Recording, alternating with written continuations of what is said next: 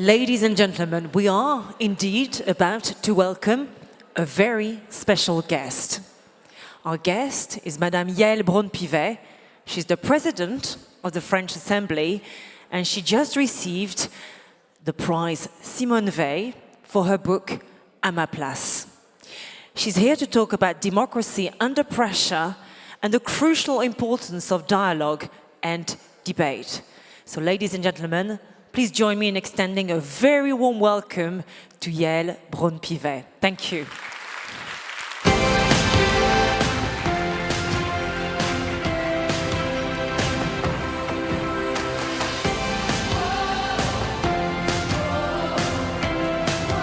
Bonsoir à tous.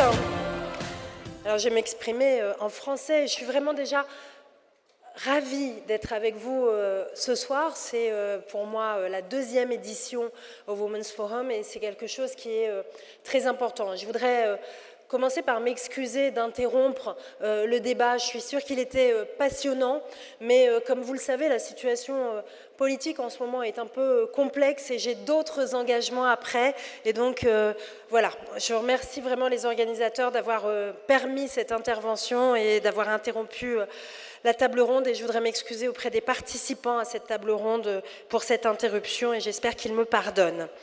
Alors, Madame la Présidente du Women's Forum, Mesdames et Messieurs, et les dirigeants et dirigeantes d'entreprise, Mesdames et Messieurs, mort aux ennemis de la nuance.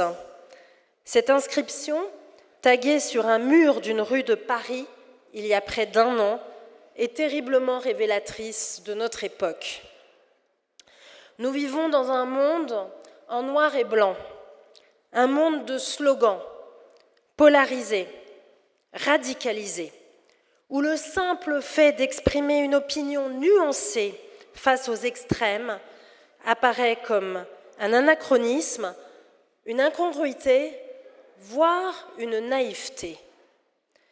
Nous vivons en effet dans des sociétés radicalisées, marquées par la montée des extrêmes, où la nuance et le centre n'ont plus d'espace politique. Aux États-Unis, des études ont ainsi montré la quasi-disparition du centre politique. Il n'existe presque plus de points communs entre les démocrates les plus conservateurs et les républicains les plus modérés. Partout dans le monde, en réalité, et bien au-delà de l'Occident, la scène politique est dominée par des extrêmes de tous bords. Ils ne cherchent pas à rassembler, mais à fracturer.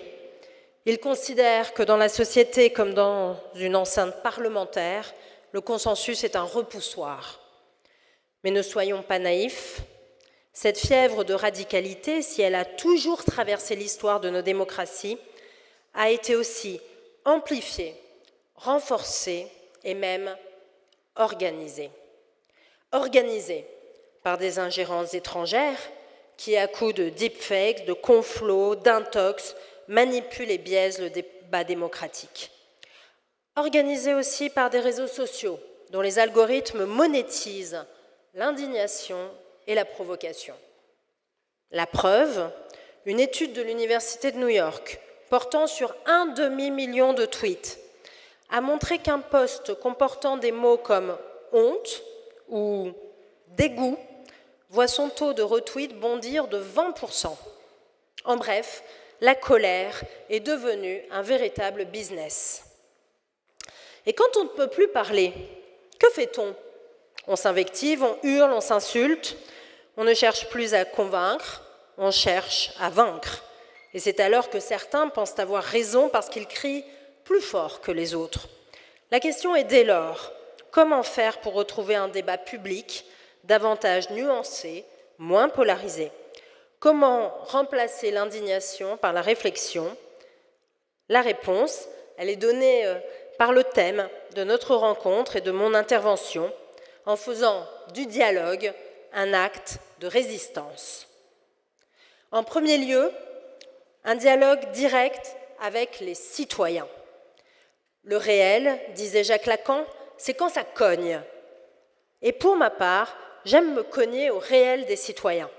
C'est pour cela que je tiens à l'Assemblée nationale chaque mois des permanences citoyennes en recevant directement des Français en tête-à-tête dans mon bureau.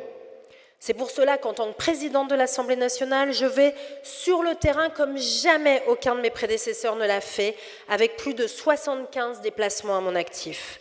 Et quand on me dit « n'y allez pas sur ce barrage, c'est risqué, les agriculteurs sont en colère, les syndicats bloquent tout », moi, j'y vais, je fonce pour écouter nos concitoyens. Dans ces moments, on discute, on échange, on négocie, on échange nos arguments. Même si le dialogue est musclé, même si nos opinions sont divergentes, nous sommes au moins d'accord sur une chose. En démocratie, il est toujours préférable de dialoguer, de débattre, plutôt que de se battre. Mais ce dialogue direct avec les Français, ce corps à corps avec le réel, il faut aussi le structurer, l'organiser, à travers des instances de décision et de consultation. C'est pourquoi ce « aller vers » doit se doubler d'un « faire avec » les Français. Cela passe par la multiplication des consultations citoyennes pour que la démocratie ne soit plus seulement intermittente, mais qu'elle devienne une démocratie permanente. C'est ma conviction comme présidente de l'Assemblée nationale. La démocratie représentative ne s'oppose pas à la démocratie participative. Au contraire, elle s'en nourrit et peut même contribuer à réduire la polarisation du débat public, à le rendre plus apaisé, plus constructif. Et je prendrai sur ce point un exemple concret, la loi sur la fin de vie. Les débats parlementaires, beaucoup l'ont salué, ont été dignes, ils ont été remarqués et remarquables. Et pourquoi ? Notamment parce qu'ils furent précédés par une convention citoyenne qui a rassemblé 150 Français. Ils ont débattu entre eux, ils ont préparé le terrain, ils ont rendu le débat constructif. Et c'est ce modèle qui rapproche dialogue parlementaire et dialogue citoyen que je veux amplifier, en étendant le champ du référendum, en facilitant le recours au référendum d'initiative citoyenne ou en instaurant une grande journée annuelle de la participation. Ce dialogue vital avec les citoyens doit irriguer tout le corps de la nation. Il doit donc également naturellement passer par ces relais indispensables que sont les corps intermédiaires, les associations, les syndicats, les entreprises qui font la richesse et l'engagement de notre pays. Ce dialogue avec la société civile doit bien sûr trouver un écho, un prolongement, une traduction dans le cœur battant de notre démocratie, dans nos assemblées parlementaires. À l'Assemblée nationale, nous faisons face à une situation inédite, complexe, un hémicycle qui compte un nombre record de 11 groupes parlementaires contre 5 il y a 10 ans. Créer les conditions du dialogue politique dans une telle assemblée aussi fracturée et polarisée est, je peux vous l'assurer, un défi permanent. Mais pour relever ce défi, justement, j'ai fait du dialogue une arme de résistance. Concrètement, pour ce faire, je m'entretiens régulièrement, presque quotidiennement, avec chaque président de groupe parlementaire. Je négocie avec chaque député, sans exclusive aucune, sans faire le tri entre eux. Et je peux vous l'assurer, cette méthode de dialogue porte ses fruits. À l'Assemblée nationale, le bureau, la conférence des présidents adoptent bien souvent leurs résolutions à l'unanimité. Je voudrais saluer Madame la ministre que je vois arriver, chère Elisabeth. Vous pouvez l'applaudir parce que franchement, c'est une femme extraordinaire qui sait soigner ses arrivées. Mais elle a bien raison parce que c'est vraiment une star. J'étais en train de dire qu'à l'Assemblée nationale, on arrivait à trouver un chemin en utilisant la méthode du dialogue, d'un dialogue respectueux et constructif qui nous permettait d'adopter un certain nombre de décisions pour l'Assemblée nationale à l'unanimité. Stimuler cette éthique du dialogue, c'est aussi le sens des semaines transpartisanes que j'ai créées depuis 3 ans. Dans ces semaines, c'est quelque chose de très simple mais qui n'existait pas avant mon arrivée. Il s'agit de mettre à l'ordre du jour de notre Assemblée des textes qui sont dès l'origine portés par des députés de la majorité et des députés de l'opposition. Et dans le cadre de ces semaines transpartisanes, le dialogue est apaisé, le débat est recentré sur le fond. Nous avons dans ce cadre adopté plus d'une 50aine de textes, dont une moitié à l'unanimité. Le dernier d'entre eux, et pas le moindre, est celui qui introduit la notion de consentement dans la définition pénale du viol.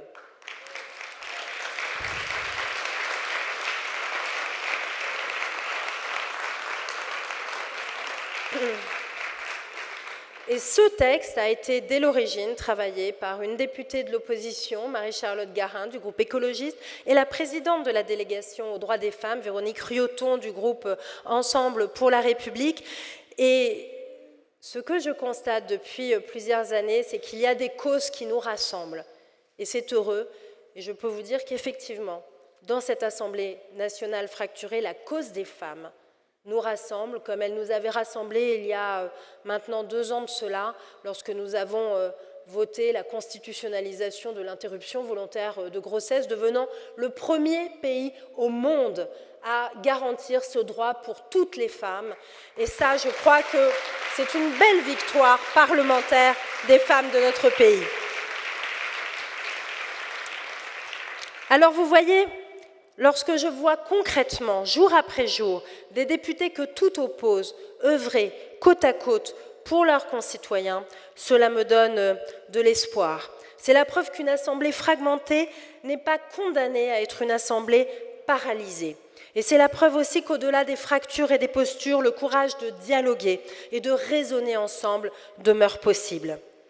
Ce dialogue que nous menons au-dedans de nos frontières, les parlementaires le portent également au-dehors.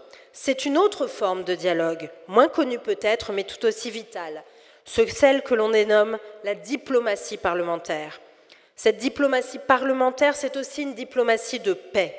C'est une diplomatie de peuple à peuple qui permet de retisser le fil du dialogue quand tous les canaux officiels semblent bloqués. En juillet dernier, lors de l'Assemblée parlementaire de la francophonie, dans l'hémicycle de l'Assemblée nationale, des représentants du Rwanda et de la République démocratique du Congo se sont serrés la main. Cette diplomatie parlementaire, moi j'y ajoute une conviction, elle doit être une diplomatie féministe. Des études le montraient, lorsque les femmes sont associées aux pourparlers de paix, la probabilité qu'un accord tienne au moins 15 ans augmente de 35%. C'est cette diplomatie que j'ai voulu porter et incarner en mars 2024 en organisant à Paris le tout premier sommet des présidentes d'assemblée. Et c'est cela notre mission, être des passeurs de paix. Et dans ces moments, le dialogue n'est pas une faiblesse, il est une résistance, il n'est pas concession, il est courage. Alors, mesdames et messieurs, le dialogue, dans son étymologie même, dia, logos, nous invite à la raison, au cheminement par la parole pour construire du commun. C'est ce chemin que je vous invite à arpenter ensemble, pour faire vivre ce rêve que le Premier ministre Michel Rocard traçait dans sa déclaration de politique générale, et je le citerai pour conclure mon propos. Je rêve d'un pays où l'on se parle à nouveau. Je rêve d'une politique où l'on soit attentif à ce qui est dit plutôt qu'à qui le dit.